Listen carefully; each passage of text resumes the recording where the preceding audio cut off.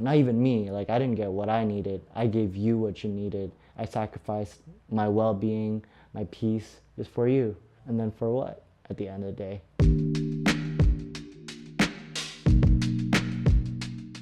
The song inspiration behind Jersey or Heartbreak was, first of all, I'm obsessed with that Jersey drum beat. Go ba ba ba ba ba ba ba ba ba. And it's just such a fun, energetic thing.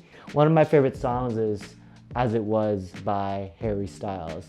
And it's such a fun song. It's like a dancing song, but if you really listen to what he's saying, it's actually a sad song. It's like about heartbreak. That's what I wanted to make. I wanted to make a song that was energetic, yet it was still heartbreaking at the same time.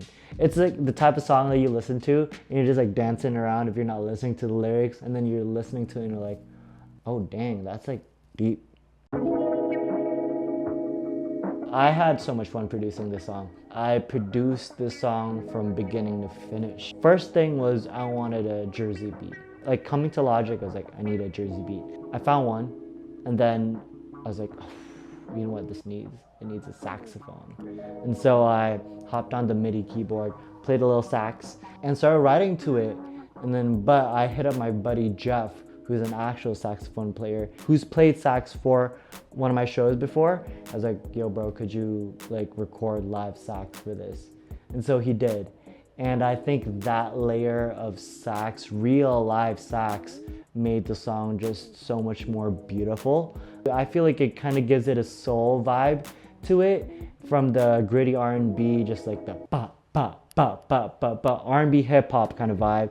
And especially towards the end, I wanted the saxophone to really shine. Therefore, I took out the Jersey beat and made it just like almost a sax solo, because of how beautiful he played it. I was just showing my buddy Sammy, I was like, yo bro, I have this song, but this pocket right here is empty. Man, I want like a news reporter to like say something about heartbreak. I did my research the night before. I was going through YouTube videos trying to find the perfect video, couldn't find it. And I was like also scared of copyright issues. But then Sammy was like, yo bro, why don't use AI for that? I'm like, okay. So he went to 11 Labs and just came back with a sample 5 minutes later, and we fit it in, just timed it perfectly.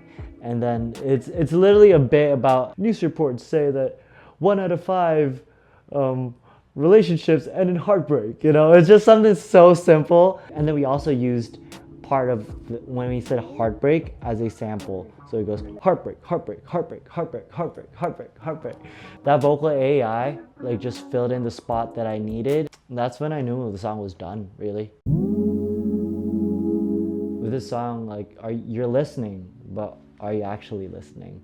You gotta hear the lyrics, because I go, ice cold where the lights go, thought I kept my bar low, just respect your words, that's all I needed. And when I say ice cold where the lights go, just imagine yourself like being in a room and out of nowhere the lights just turn off. Somebody shut the lights off and you're like, what the heck?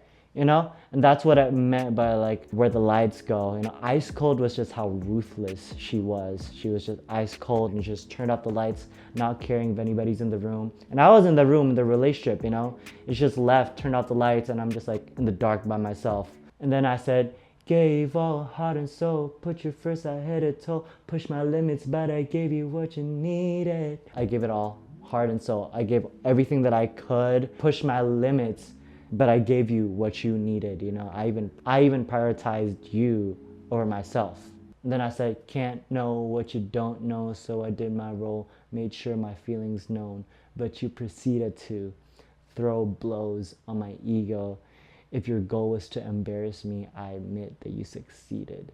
It's really about me giving everything for a relationship, giving everything for a girl, putting my heart out there, putting my soul out there, just to be not met halfway. You know, like all I ask is for you to meet halfway where I'm at. And then, no, you know, you couldn't even do that. You know, you couldn't even meet me halfway. I felt like I did everything that I could do. I maintained this relationship in the best way possible, you know? How do I make sure that we're healthy, all of that. But at the end of the day, it doesn't matter if the other person doesn't even want to be there. And the way she left me was so like crazy and so out of pocket, I felt, that it was almost just like, man, are you just trying to embarrass me? Is this your goal? Is this your point? It's just to make me feel bad, just to make me look bad? It's like, what did I mean to you? You know, like, did this mean anything? I hit a toll to make sure that you're good, make sure that you're okay, make sure that you're more than good. But it felt like you didn't even reciprocate that. You didn't even make sure that, you didn't even think about me in that relationship. You didn't even think about just like, how is he doing? That chorus, I don't know if I'd rather be alone, is because like, I feel like when you just come out of a relationship knowing that you gave your all and that person just left you for another person because they thought that was a better option, that hurts. And that's heartbreaking. The version of Dennis that came out of this song was the honest Dennis. I think this was as honest as I could be in terms of just that relationship, just how I felt just so betrayed, I would say.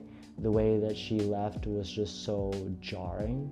I don't know if I'd rather be alone. That was a true statement of me because I was feeling just so hurt from that relationship. And I was like, I don't know if I need to be in love. I don't know if I need to be in a relationship. I don't know if I'd just rather be alone, or like rather than being with somebody that would only betray me. That's how I felt. I felt that anybody that I would be with would only lead to betrayal.